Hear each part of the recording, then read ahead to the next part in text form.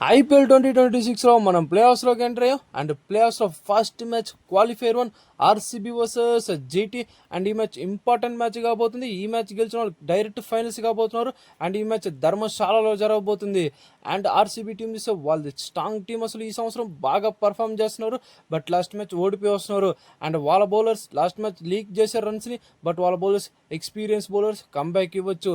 And వాళ్ళ batters కూడా వాళ్ళ బౌలర్స్కి సపోర్ట్ చేస్తూ మంచి నాకాడితే ఈరోజు ఈజీగా విన్ అవుతారు.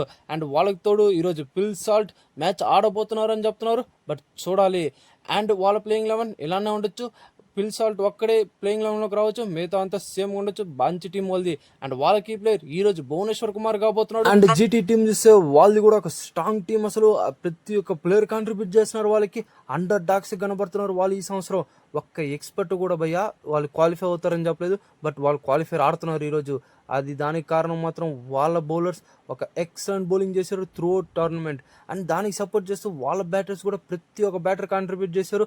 ఎస్పెషల్లీ వాళ్ళ టాప్ 3 మాత్రం అరాచకం 1 సెకండ్ క్లిక్ అయింది వాళ్ళకి. అండ్ వాళ్ళ ప్లేయింగ్ 11 ఈరోజు ఇలానే ఉండొచ్చు, అన్చేంజ్డ్గానే రావచ్చు. అండ్ వాళ్ళ కీ ప్లేయర్ వచ్చేసి ఈరోజు మహమ్మద్ సిరాజ్ కాబోతున్నాడు. బట్ నాకేమో ఈరోజు ఆర్సీబీ విన్ అవుతుందని అనుకుంటున్నాను. అండ్ మీ ప్లేయర్ ఏంటో ఒకసారి కమెంట్ సెక్షన్లో కమెంట్ చేసేయండి.